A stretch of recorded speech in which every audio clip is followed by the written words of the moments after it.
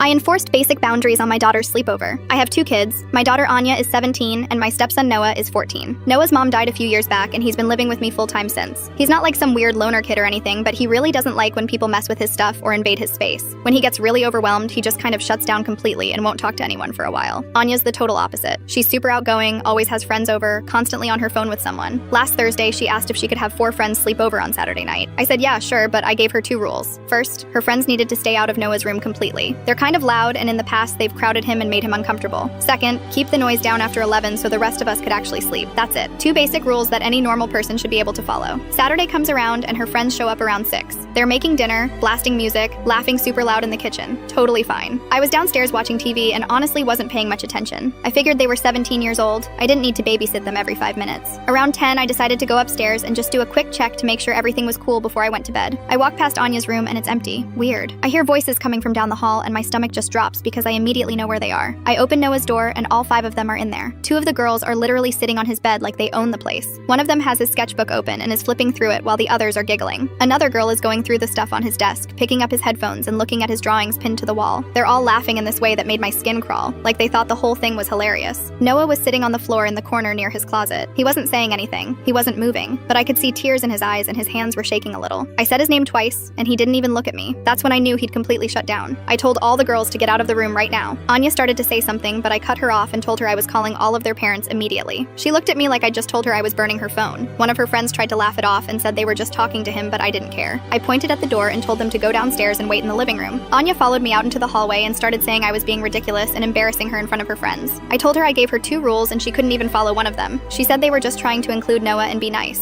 I asked her if he looked included to her. She didn't have an answer for that. I went back into Noah's room and sat on the floor next to him. I didn't try to make him talk or anything. I just told him I was sorry and that they were leaving. After about 15 minutes, he finally said he wanted to be alone for a while. I told him that was fine and left him there with his door closed. I went downstairs and called every single parent. I explained what happened and said they needed to come pick up their kids. Anya stood there the whole time with her arms crossed, staring at me like I was the worst person alive. Her friends were all sitting on the couch looking at their phones and whispering to each other. Within 40 minutes, all of them were gone. The second the last one left, Anya absolutely lost it. She started yelling about how I humiliated her and ruined her night and how her friends were never going to talk to her again. I told her to go to her room and that we'd talk about it in the morning when she calmed down. She slammed her door so hard a picture frame fell off the wall in the hallway. I checked on Noah again around 11. He was in bed with his headphones on, staring at the ceiling. I asked if he was okay and he just shrugged. I told him I loved him and left him alone. The next morning, Anya still wouldn't talk to me. She came downstairs, grabbed a granola bar, and went back to her room without saying a word. I tried knocking on her door around noon to talk, but she told me to go away. Noah spent most of the day in his room too, but he came down for dinner and seemed a little better. He didn't bring up what happened, and neither did I. It's been 3 days now and Anya's still giving me the silent treatment.